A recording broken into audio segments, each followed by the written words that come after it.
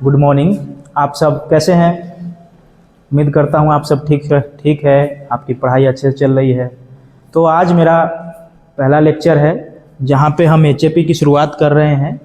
चाहे वो D pharm के बच्चे हो चाहे बी फार्म के बच्चे हो, किसी को भी ये सब्जेक्ट पढ़ना ही पड़ता है। तो इसीलिए हम बिल्कुल बेसिक से एचएपी क्या होता है, एचएपी के अंदर क्या पढ़ते हैं, ठीक है, इसके बारे में बस एक इंट्रोडक्शन वीडियो आप सबके बीच मैं लेकर के आया हूं। तो शुरुआत करते हैं। एचएपी मतलब human anatomy and physiology, human anatomy and physiology.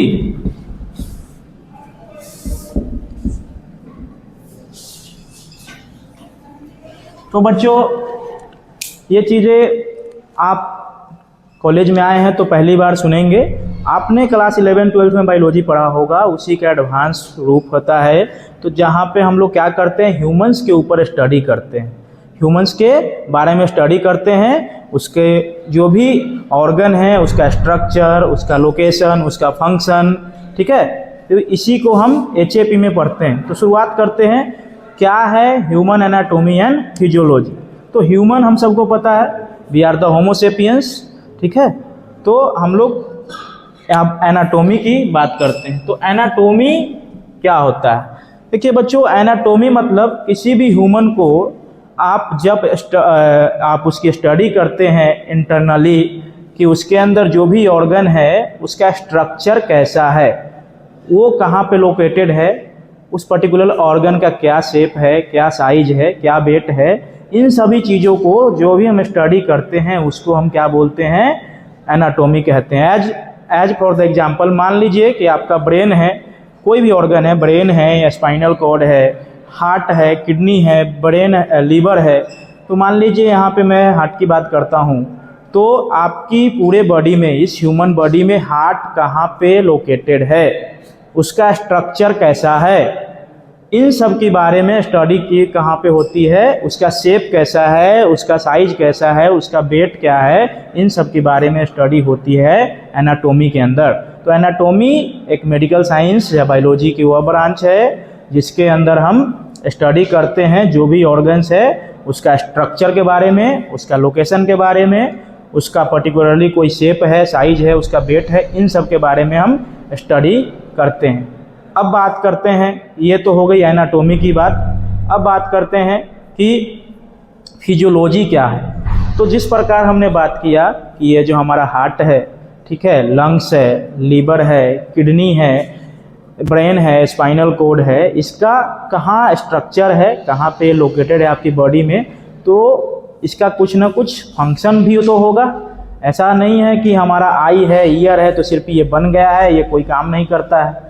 तो जो भी आपके बॉडी के अंदर आपका जो भी ऑर्गन प्रेजेंट है वो काम कैसे करता है, ठीक है, वो फंक्शन कैसे करता है, इसी को हम क्या बोलते हैं, फिजियोलॉजी बोलते हैं। तो आपके बॉडी के अंदर, इस ह्यूमन बॉडी के अंदर जो भी ऑर्गन है वो काम कैसे करता है, हाउ डज इट वर्क, इसी को क्या कहते हैं, फिजियोलॉजी कहते हैं। तो ओवरऑल इस ह्यूमन बॉडी के अंदर जो भी ऑर्गन है उसको अगर उसका पर्टिकुलरली स्ट्रक्चर का और लोकेशन पे बात करते हैं तो उसको हम लोग एनाटॉमी कहते हैं। और वही ऑर्गन जिस प्रकार से काम करता है, उसमें कौन कौन से ब्लड सप्लाई है, कौन कौन से नर्व सप्लाई है, कैसे काम करता है ओवरऑल, ठीक है, इसी के बारे में इसको हम क्या बोलते हैं, फिजियोलॉजी कहते हैं। जैसे हमारा आई है तो इस आई का फंक्शन क्या है, देखना। ईयर है तो इस ईयर का फंक्शन क्या है, सुनना। किडनी है तो किडनी का काम क्या है, एक्सक्रेट करना, यूरिन का फॉर्मेशन करना। और लीवर है तो उसका काम क्या है, मेटाबॉलिज्म करना। तो ये सारे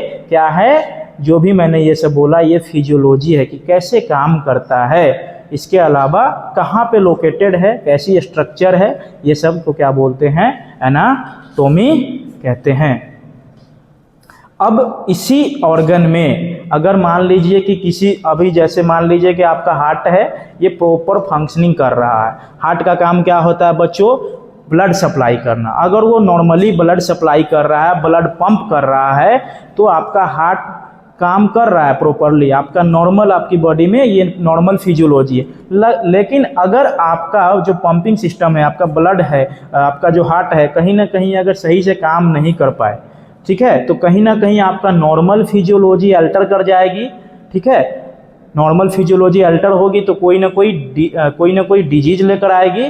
तो इसी को हम क्या बोलते हैं, पैथोफिजियोलॉजी, जिसके अंदर उस डिजीज कराने वाला कोई ना कोई एजेंट होगा, जिसको हम क्या कहेंगे, पैथोजेन कहेंगे। क्या कहेंगे, पैथोजेन कहेंगे। तो आप लोग अगर अच्छे से स्टडी करते हैं ह्यूमन एनाटॉमी एंड फिजियोलॉजी के, तभी आगे चल के आप पैथोफिजियोलॉजी जैसे सब्जेक्ट आप अच्छे से पढ़ाई कर सकते हैं कि हार्ट में ऐसा डिजीज हो गया, तो ये क्या हो गया, एक डिजीज हो गया। कहीं ना कहीं कब हुआ, जब आपकी नॉर्मल फिजियोलॉजी अल्टर हुई, और उसको कराने वाला जो एजेंट है वो क्या हो गया, पैथो। तो ओवरऑल इसको क्या बोलेंगे, पैथोफिजियोलॉजी। कि आपका नॉर्मल फिजियोलॉजी अल्टर हो गया किसी पैथोजेन की वजह से, किसी पॉजिटिव एजेंट की वजह से।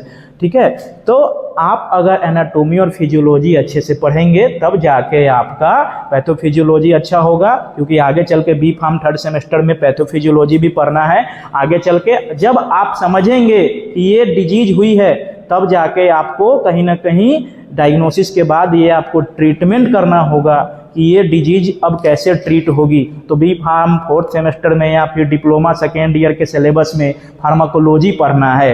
तो फार्माकोलॉजी के अंदर आपको ड्रग्स के बारे में पढ़ना है। जैसे अभी मैंने बताया कि ये हार्ट है, नॉर्मल फंक्शनिंग करते करते इसकी फंक्शनिंग कुछ एबनॉर्मलिटी हो गई, तो ये डिजीज हो गया। तब हमको पता है कि हार्ट से रिलेटेड कोई डिजीज हो गया, मायोकार्डियल इन्फेक्शन हो गया, हार्ट अटैक हो गया, कोरोनरी आर्टरी डिजीज हो गया। इस तरह के अगर कोई भी डिजीज अगर हो गया है तो इसको ट्रीट करने के लिए आपको कोई ना कोई मेडिसिन देना पड़ेगा। ठीक है, तो कहीं ना कहीं आपको फार्माकोलॉजी पढ़ना होगा, और आप फार्माकोलॉजी को तभी अंडरस्टैंड कर पाएंगे, प्रैक्टिकली तभी इसको समझ पाएंगे, जब आप कहीं ना कहीं एनाटॉमी और फिजियोलॉजी को अच्छे से समझेंगे। तो बच्चे, एक सब्जेक्ट आप अगर अच्छे से पढ़ते हैं तो आगे चल के आगे की राह जो है वो आसान हो जाएगी। इसके अलावा डिप्लोमा 2nd ईयर में एक सब्जेक्ट पढ़ना है फार्माकोथेराप्यूटिक्स।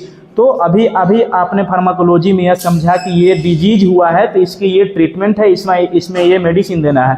अब फार्माकोथेरेपी में क्या है कि ये जो डिजीज हुई जिसके लिए आपने ट्रीटमेंट प्लान किया है, उस ट्रीटमेंट प्लान में जो भी आप मेडिसिन लिख रहे हैं, वो मेडिसिन का डोज क्या होगा, उसकी फ्रीक्वेंसी क्या होगी, मतलब वो कितनी बार चलेगा, 1 बार, 2 बार, 3 बार, जो भी चीज़ें हैं उसकी डोज क्या होगी, ये सारी चीज़ के बारे में आपको फार्माकोथेराप्यूटिक्स में पढ़ना है। तो आप तभी इन सब चीज़ को कोरिलेट कर पाएंगे, समझ पाएंगे, जब आपका कोर स्ट्रांग होगा, जब आपका बेस स्ट्रांग होगा। और आपका बेस कौन बनाएगा, यही एनाटॉमी और फिजियोलॉजी। तो आप सबसे विनती है, गुजारिश है कि इस सब्जेक्ट को आप हल्के में नहीं लीजिए, इसको अच्छे से पढ़ाई करिए। अगर आप इसको अच्छे से पढ़ लेंगे तो आगे की 3-4 सब्जेक्ट आने वाले जो साल है आपके बहुत अच्छे हो जाएंगे। और मैं आपको इस सब के बारे में अच्छी जानकारी दूंगा, क्योंकि कहीं ना कहीं मैंने फार्म-डी किया है, और फार्म-डी किया है तो कहीं ना कहीं मेरे पास क्लिनिकल स्किल्स है, क्लिनिकल नॉलेज है, तो मैं आपको और क्लिनिकली को रिलेट करके बताऊंगा। तो प्यारे बच्चों, आप मेरा सहयोग दें, आप मेरा समर्थन दें, और आप सबके साथ हमारा सबका विकास होगा। और इसी के साथ मैं आज ये इंट्रोडक्शन वाला पार्ट समाप्त करता हूँ। कल से HFP में आपका कोई ना कोई सीरीज लेकर आऊँगा। ठीक है, तो आगे बने रहने के लिए चैनल को लाइक करें, सब्सक्राइब करें, शेयर करें, और ज़्यादा से ज़्यादा शेयर करें, क्योंकि जितने भी डी फार्म और बी फार्म के बच्चे उन तक पहुँच सके और वो अच्छी नॉलेज ले सके। Thank you so much.